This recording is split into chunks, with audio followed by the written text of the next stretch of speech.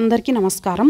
ఈరోజు మీ అందరికీ నేను వినిపించబోయే కథ తిరిగి వచ్చిన వసంతం. రచయిత పి శైలజ గారు. ఇక కథలోకి వెళితే, అడ్మినిస్ట్రేటివ్ ఆఫీసు ఆ రోజు కలకలలాడిపోతోంది.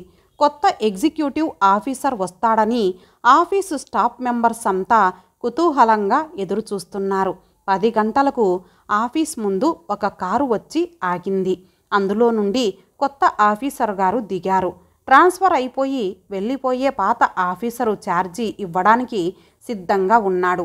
అతడు లోపలికి రాగానే చూసిన యూడీసీ కస్తూరి, మన కొత్త ఆఫీసరు చాలా యంగుగా ఉన్నాడు కదూ, ఆఫీసర్ అనగానే ముసలివాడు అనుకున్నాను అంది టైపిస్టు కరుణతో. కరుణ అవునని తల ఊపబోతూ ఆఫీసర్ను పరిశీలనగా చూసి ఉలిక్కిపడింది. అతను భాస్కర్, నిజంగా భాస్కరేనా? కళ్ళప్పగించి చూడసాగింది కరుణ. మేనేజరు స్టాఫ్నంతా కొత్త ఆఫీసర్కు పరిచయం చేయసాగాడు. తనను పరిచయం చేస్తుండగా కరుణ దేహంలో వణుకు. భాస్కర్ తనను గుర్తిస్తాడా? కరుణ దగ్గరకు రాగానే అతడు కళ్ళజోడు తీసి ఐసీ అన్నాడు. కరుణను చూడగానే అతడి కళ్ళల్లోనూ ఆశ్చర్యం కనిపించింది. అతడు తన గదిలోకి వెళ్ళగానే కరుణ హమ్మయ్య అనుకొని నిట్టూర్చింది. అతడు తనను గుర్తించాడా లేదా? గుర్తించలేదేమో. అయినా ఒకే ఆఫీసులో ఉంటే ఎప్పటికైనా గుర్తించకుండా ఉంటాడా?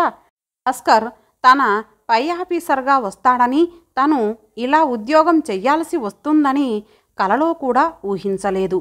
జీవితంలో తను చేసిన ఒకే ఒక అతి చిన్న పొరపాటుకు శిక్ష అనుభవిస్తూనే ఉంది.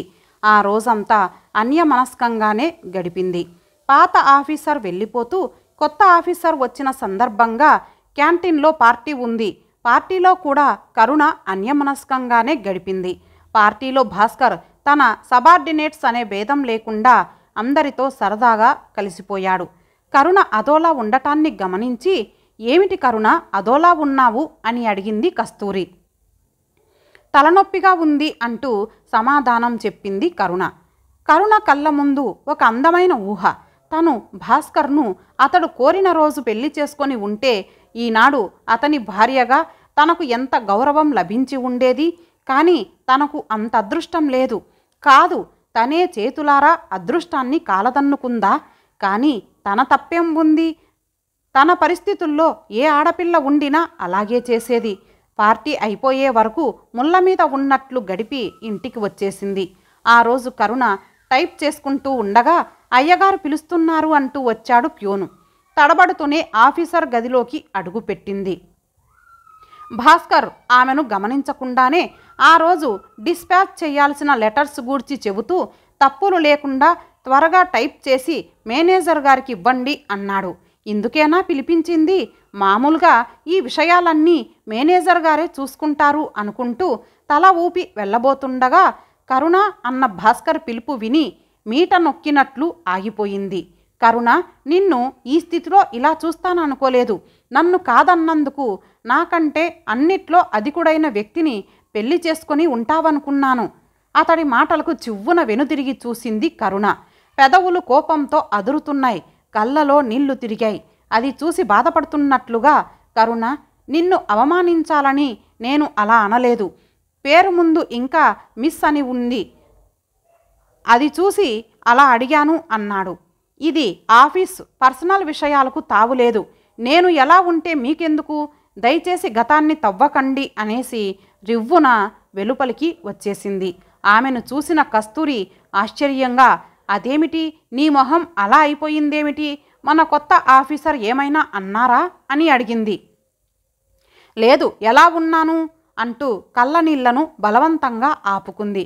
లెటర్స్ టైప్ చేస్తున్న కరుణ చెవుల్లో, నాకంటే అధికుడైన వ్యక్తిని పెళ్లి చేసుకొని ఉంటావు అనుకున్నాను అన్న భాస్కర్ మాటలు గింగురుమంటున్నాయి.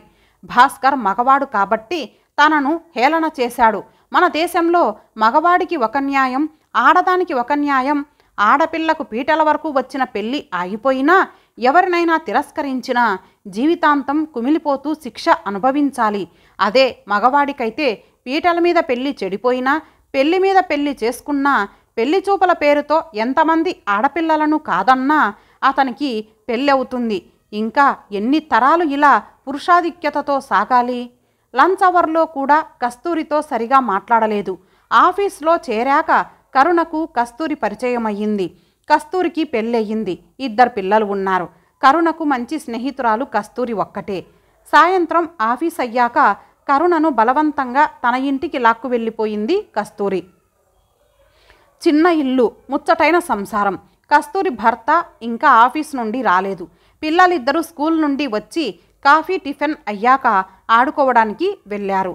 వాళ్ళిద్దరూ కూడా కాఫీ టిఫిన్ తీసుకున్నాక, కరుణ, నువ్వు ఈ మధ్య ఆఫీసులో అదోలా ఉంటున్నావు. ఎంత అడిగినా చెప్పడం లేదు. నన్ను ఒక స్నేహితురాలిగా భావిస్తే నీ సమస్య ఏమిటో చెప్పు, నాకు తోచిన సలహా ఇస్తాను. కానీ నువ్వు ఇలా ఉంటే నాకేం బాగుండలేదు అంది. కస్తూరి ఆప్యాయతకు చెలించిపోయింది కరుణ. కస్తూరి, నాకున్న ఒకే ఒక స్నేహితురాలివి నువ్వు. నీతో చెప్పకూడని విషయాలు కాదు, కానీ ఎవరితో చెప్పినా నా బాధకు పరిష్కారం లేదు. ఈ ఆఫీసులో నేను పనిచేస్తున్నంతకాలం ఈ బాధ అనుభవించాల్సిందే. అలా అని ఈ ఉద్యోగం వదలలేను. ఇది వదిలితే ఇంట్లో నా పరిస్థితి ఇంకా హీనమైపోతుంది. కరుణ, నీ బాధ ఏమిటో నాకు చెప్పవా అని అడిగింది కస్తూరి. 8 ఏళ్లకు పూర్వం ఆ రోజు భాస్కర్ను చూడగానే తన మనసు ఎలా పులకరించిందో ఈరోజు అదే అనుభూతి. కరుణ మధ్యతరగతి కుటుంబంలో ఒకటే ఆడపిల్లగా పుట్టింది. కరుణకు కుమార్ అనే అన్నయ్య ఉన్నాడు. ఉన్నంతలో 2 పిల్లల్ని గారాబంగా పెంచారు తల్లిదండ్రులు. కరుణను BA వరకు చదివించారు. తండ్రి ఆరోగ్యం బాగలేక కరుణ పెళ్లి చెయ్యాలని పట్టుబట్టాడు. కుమార్కు కరుణ BA చదువుతుండగానే పెళ్ళయ్యింది. పెళ్ళి అనగానే మధ్యతరగతి ఆడపిల్లలు ఎదుర్కొనే సమస్యలే కరుణకు ఎదురయ్యాయి. సంబంధాలు వస్తున్నాయి. కరుణ అందం అందరికీ నచ్చుతోంది. కానీ కరుణ తండ్రి ఇవ్వబోయే కట్నం మగపెళ్లి వాళ్లకు నచ్చడం లేదు. తండ్రి ఆరోగ్యం రోజురోజుకు దిగజారిపోతోంది. కరుణ పెళ్లి గూర్చి ఆయనకు బెంగ ఏర్పడింది. ఆ సమయంలో ఓ సంబంధం వచ్చింది. అతడు ప్రభుత్వ ఆఫీసులో మేనేజర్గా పనిచేస్తున్నాడు. అందగాడు, ఆస్తి ఉంది. వాళ్లకు అమ్మాయి నచ్చితే చాలు, కట్నం గూర్చి పట్టింపు లేదు. అతను పెళ్లి చూపులకు వచ్చాడు.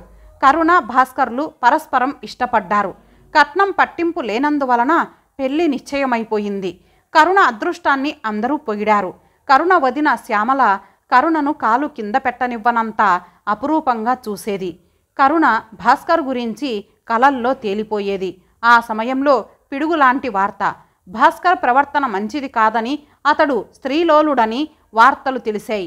కరుణ అన్నయ్య స్వయంగా వెళ్ళి కనుక్కున్నాడు. ఆ వార్తలు నిజమే అని తేల్చుకొని వచ్చేశాడు. అన్నీ ఉన్నా దుర్వ్యసనాలు ఉన్న వ్యక్తికి తన కూతుర్ని ఇవ్వడానికి అంగీకరించలేదు కరుణ తండ్రి. ఇరుగు పొరుగు వారు అలాంటి అబ్బాయికి పిల్లనిచ్చి పెళ్లి చేసే బదులు పెళ్లి చెయ్యకపోవడమే ఉత్తమం అని సలహా ఇచ్చారు. కరుణకు కూడా అతడి ప్రవర్తన మీద ఏవగింపు కలిగింది. కరుణ పెళ్లి ఆగిపోయింది. తర్వాత భాస్కర్ వాళ్ళు మధ్యవర్తి ద్వారా ఎన్నిసార్లు కబురు పెట్టించినా పెళ్లికి కరుణ తండ్రి ససేమిరా అంగీకరించలేదు. అబ్బాయి ప్రవర్తన మంచిది కాదు కాబట్టి కట్నం కోరలేదు అనే నింద కూడా వేశారు భాస్కర్ తల్లిదండ్రులపై. ఆ రోజు కరుణ స్నేహితురాలి ఇంటికి వెళ్ళి వస్తుండగా రోడ్డు పక్కగా స్కూటర్ ఆపి నిలుచొని ఉన్న భాస్కర్, కరుణ, మీతో కాస్త మాట్లాడాలి అన్నాడు గంభీరంగా. అసహ్యంగా చూస్తూ ఏం మాట్లాడాలి అంది. అతడి మీద ఉన్న గౌరవం స్థానే జుగుప్స ఆమెలో. మన పెళ్లి విషయం ఒకసారి అన్నీ కుదిరిన తర్వాత ఈ పెళ్లి ఇష్టం లేదని అవమానపరచడం మర్యాదస్తుల లక్షణం కాదు. అందరిలా మీకు తలవంపులే, నాకు అవమానమే. అన్నీ కుదిరి వెడ్డింగ్ కార్డ్స్ వరకు వచ్చాక నన్ను ఎందుకు కాదన్నారు? ఆవేశంగా అడిగాడు. మీకు సమాధానం చెప్పాల్సిన అవసరం నాకు లేదు. మా నాన్నగారు చెప్పి పంపారుగా. మర్యాద గురించి మాట్లాడటానికి అర్హత ఉండాలి, కోపంగా అంది. కరుణ, మీ నాన్నగారు నా ప్రవర్తన మంచిది కాదని విరమించుకున్నామని చెప్పి పంపారు. నా ప్రవర్తనలో లోపం ఏమిటి? కరుణ, నాకు వేరే అమ్మాయిలు దొరకరని నిన్ను ప్రాధేయపడటం లేదు. ఎన్నో సంబంధాలు చూశాను. ఏ అమ్మాయి నచ్చలేదు. మనస్ఫూర్తిగా నచ్చావు నువ్వు. అందుకే నిన్ను కోరుకుంటున్నాను. కరుణ, మరొక్కసారి ఆలోచించు అన్నాడు. మీ ప్రవర్తన గూర్చి నా నోటితోనే చెప్పించకండి. అదృష్టవంతురాలిని. పెళ్లికి ముందే మీ స్త్రీలోలత్వం తెలిసిపోయింది. ప్రతి మగవాడు తన భార్య పురుషుని మొహం ఎరుగకుండా ఎంత పవిత్రంగా ఉండాలనుకుంటాడో అలాగే ఆడపిల్ల కోరుకోవడం తప్ప? నేను ఎంత స్వచ్ఛంగా ఉన్నానో నా భర్త కూడా అంతే స్వచ్ఛంగా ఉండాలని కోరుకుంటున్నాను. కాబట్టి మీకు నాకు జత కుదరదు తీవ్రంగా అంది. అచేతనుడైనట్లుగా నిలిచిపోయాడు. కరుణ అని పిలుస్తున్నా ఆమె పలకకుండా వెళ్ళిపోయింది. అందరూ అనుకున్నట్లు నేను స్త్రీలోలుడిని కాను. దగాపడ్డ స్త్రీ మీద జాలితో ఆమెను ఆదరిస్తున్నాను. నాకు ఆమెకు ఏ సంబంధం లేదు. ఇంకా ఏదో అనబోతూ ఉండగా, ఆహా, ఎంత మంచి కథ చెబుతున్నారు. ప్రతి మగవాడు స్త్రీ జాతిని ఉద్ధరిస్తున్నాను అనుకుంటూనే ఆమెను అధఃపాతాళానికి నెట్టివేస్తున్నాడు. మీ మాటలు నమ్మి మోసపోవడానికి నేను వెర్రిదాన్ని కాను. కరుణ, నేను నిజం చెప్పినా మీరు నమ్మే స్థితిలో లేరు. అలాగని నాకు మంచి అని తోచిన పని చెయ్యడం మానను. ఈ లోకం ఏమనుకున్నా ఒక అమాయకురాలికి చేయూతనిస్తాను. నన్ను కాదన్నా నీకు అన్నిట్లో కంటే అధికుడైన భర్త దొరకాలని కోరుకుంటున్నాను. Wish you all the success అనేసి వెళ్ళిపోయాడు. తర్వాత కరుణ జీవితమే మారిపోయింది. పెళ్లి సంబంధాలు వస్తున్నాయి పోతున్నాయి. వాళ్ళు అడిగిన కట్నాలు వీళ్ళు ఇవ్వలేరు. వీళ్ళిచ్చే కట్నాలకు ఈ కాలం పెళ్లి కొడుకులు రారు. అంతేకాక ఇంతకుముందు పెళ్లిదాకా వచ్చి ఆగిపోయిన భాస్కర్ సంబంధం ఒక చరిత్ర అయిపోయింది. ఈ బాధతో సంవత్సరం తిరగకుండానే కరుణ తండ్రి చనిపోయాడు. తండ్రి చనిపోయాక వదిన శ్యామలది ఇంటి పెత్తనం అయిపోయింది. పెళ్లి కాలేదని కరుణను విసుక్కునేది. సూటిపోటి మాటలు అనేది. తల్లి ఉన్నా ఏమీ చెయ్యలేని అశక్తురాలు. అన్నయ్య వదిన మాటలకు ఎదురు చెప్పలేడు. కట్నాలు ఇవ్వలేక పెళ్లి సంబంధాలు చూడటం మానేశాడు కుమార్. టైపు షార్ట్ హ్యాండ్ నేర్చుకున్న కరుణ యథాలాపంగా అప్లై చేసిన ఉద్యోగం వచ్చింది. కరుణ సంపాదించే డబ్బుతో తను ఇంటికి కావలసిన వస్తువులు ఒక్కొక్కటే సమకూర్చుకున్నారు అన్నా వదినలు. కరుణను ఇంటిదాన్ని చెయ్యాలనే ఆలోచన వదిలేశారు. అలాగే 8 సంవత్సరాలు గడిచిపోయాయి. కరుణ తల్లి కరుణ పెళ్లి గూర్చి బెంగతో కన్ను మూసింది. కరుణకు 30 ఏళ్ళు పైన వచ్చేశాయి. అప్పటి అమాయకపు ఆలోచనలు లేవు. ఇన్ని సంవత్సరాలలో తన చుట్టూ ఉన్న ప్రపంచంలో చాలా మార్పు వచ్చేసింది. ఇప్పుడు ఆడపిల్లల పెళ్లికి బంగారం కట్నం లాంఛనాలే కాక టీవీ ఫ్రిడ్జ్లు తప్పనిసరిగా చోటు చేసుకుంటున్నాయి. మధ్యతరగతి కుటుంబాలకు ఇది అదనపు భారం. ఇలాంటి స్థితిలో కరుణ పెళ్లి ఎలా జరుగుతుంది? అందుకనే కన్యగానే మిగిలిపోయింది కరుణ. ఇప్పుడు చెప్పు కస్తూరి, నేను చేసింది తప్ప? నా భర్త మంచివాడు శీలవంతుడు అయి ఉండాలని కోరుకోవడం తప్పంటావా? ఇదే తప్పు అయితే ఈ ఒక్క తప్పు చేసినందుకు జీవితమంతా కుమిలిపోయేటంతటి శిక్ష అనుభవిస్తున్నాను. జీవితంలోనే అనుకుంటే ఆఫీస్లో కూడా ఇతను నా ప్రత్యర్థిలాగా ఎదురయ్యాడు అంది కరుణ. ఆమె కళ్ళ నుండి నీళ్లు కారిపోతున్నాయి. దీర్ఘంగా నిట్టూర్చింది కస్తూరి. ఎంత పిచ్చి పని చేసింది కరుణ! చిన్నతనపు ఆవేశంలో ఆశయ వేడిలో భాస్కర్ను కాదంది. కానీ నేటి ఆర్థిక పరిస్థితి ఎలా ఉంది? ఆడపిల్ల పెళ్ళిళ్ళు అంటే భయపడేలా ఉంది. గొంతెమ్మ కోరికలు ఎక్కువయ్యాయి. ఇలాంటి స్థితిలో కరుణ లాంటి ఆడపిల్లలకు పెళ్లి చేయడం సాధ్యమేనా? కరుణ, నా అభిప్రాయం ఏమిటంటే నువ్వు చాలా పొరపాటు చేశావని అంది. నీకు యవ్వనంలో ఎన్నో ఆశయాలు ఉండొచ్చు. కానీ అవన్నీ నెరవేరాలి కదా. నీ భర్త నీలా పవిత్రంగా ఉండాలని నువ్వు కోరుకునే కోరికలో తప్పులేదు. కానీ ఒక ఆడదానికి చేయూతనిస్తున్నాను అనే భాస్కర్ గొప్పవాడు కాదా? అందులోనూ అతడు నిన్నే కోరి చేసుకుంటానంటే తిరస్కరించావు. ఇప్పుడు మీ అన్నయ్య నీ పెళ్ళి ఎందుకు చేయలేదు? ఇన్నేళ్ల నీ జీతమంతా ఏం చేశావు? నవ్వింది కరుణ. ఇన్నేళ్ల జీతమా? ఇంకా ఎక్కడుంది? 1 సంవత్సరం నా జీతంతో అన్నయ్య టీవీ కొన్నాడు. 2 ఏళ్ల జీతంతో అన్నయ్య ఆఫీస్కు ఇబ్బంది అవుతుందని రాజదూత్ కొనుక్కున్నాడు. ఇంకా 3 ఏళ్ల నా జీతం అరియర్సు అన్నయ్య ఆఫీస్లోనూ తీసుకొని ఆ మొత్తంతో ఇల్లు కట్టుకున్నాడు. ఇప్పుడు చెప్పు, అన్నయ్య నాకు కట్నం ఎలా ఇవ్వగలడు? ఎలా పెళ్లి చేయగలడు? వాళ్ళ ఇంటికి డబ్బు సంపాదించి పెట్టే యంత్రాన్ని నేను అంది కళ్ళలో నీళ్లు తిరుగుతుండగా. ఎంత అమాయకురాలివి కరుణ! భాస్కర్ను కాదని ఎంత పొరపాటు చేశావో నీకింకా అర్థం కాలేదా? నువ్వు ఇప్పుడు చేసే చాకరీ పెళ్ళైన తర్వాత చేసి ఉంటే నీ ఇల్లు, నీ పిల్లలు, నీ సంసారానికి చేశాను అనే తృప్తి ఉండేది కదా. పోనీలే కస్తూరి, నా జీవితంలో ఇలా జరగాలని రాసి ఉంది. ఎవరేం చేయగలరు?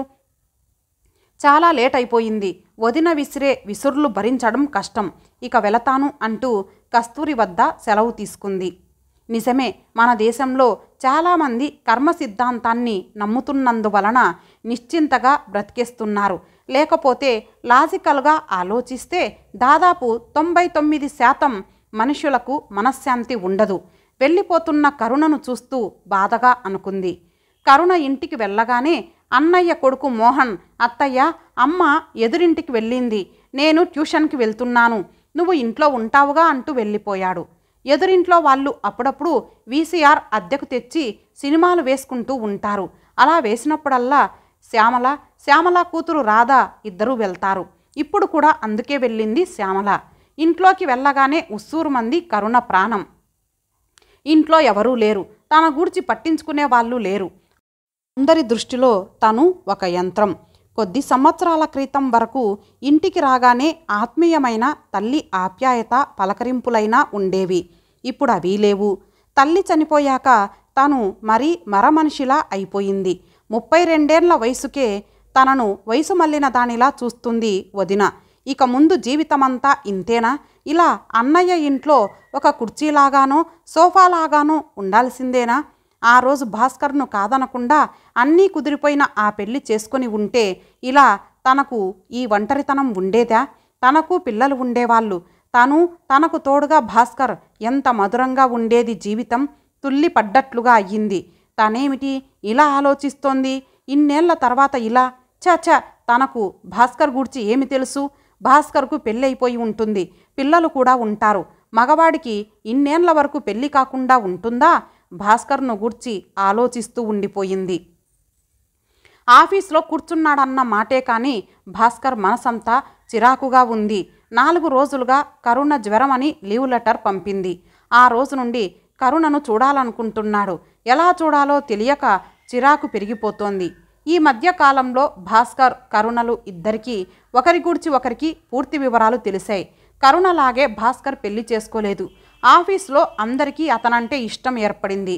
భాస్కర్ ప్రవర్తన చూసి అలాంటి వ్యక్తిని కాదన్న కరుణ మూర్ఖత్వానికి జాలిపడేది కస్తూరి.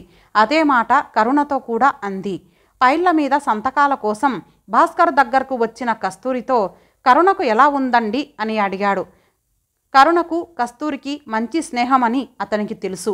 భాస్కర్ మనసు తెలిసిన కస్తూరి, కరుణకు బాగానే ఉందండి, రేపో ఎల్లుండో ఆఫీస్కు వస్తుంది. సార్, మీ పర్సనల్ విషయాలే మీరేమీ అనుకోకపోతే ఒక చిన్న రిక్వెస్ట్. కరుణ నాకు అంతా చెప్పింది. సార్, కరుణ గూర్చి అంత ఆరాటపడే మీరు ఆమెకెందుకు సహాయం చెయ్యకూడదు? ఆమెను మీరు పెళ్లి చేసుకొని ఆ నరకం నుండి ఎందుకు తప్పించకూడదు అని అడిగింది. భాస్కర్ ఆశ్చర్యపోతూ, కరుణకు నా మీద అసహ్యం లేదు అని అడిగాడు. లేదు సార్, చిన్నతనంలో తెలిసి తెలియని వయసులో కరుణ పొరపాటు చేసి ఉండొచ్చు. కానీ ఇప్పుడు అన్నా వదినల మధ్య ఎంత నరకం అనుభవిస్తోందో ఆమెను మీరే కాపాడగలరు. ఇంకా వయసు ఎక్కువై బాధపడే కంటే మీ జీవితాలకు పరిష్కారం చూడండి సార్. ఎక్కువ మాట్లాడాను అని నా మీద కోపం వద్దు, క్షమించండి అనేసి వెళ్ళిపోయింది.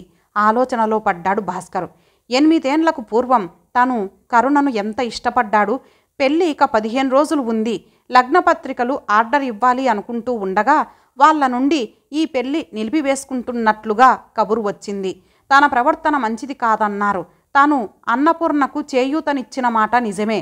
అయితే తామిద్దరి మధ్య ఏ శారీరక సంబంధం లేదు.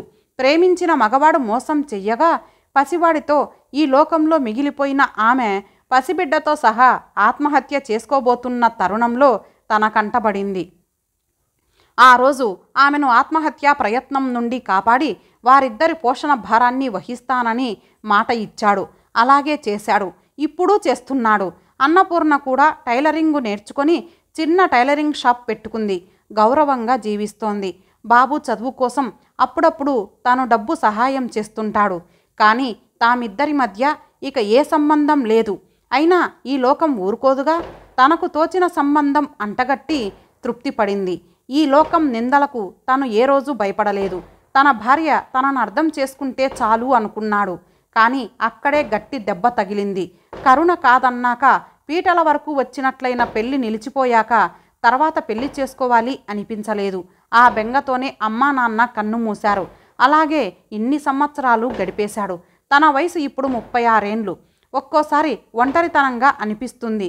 తన కోసం ఎదురు చూసే భార్య పిల్లలు కావాలనిపిస్తుంది.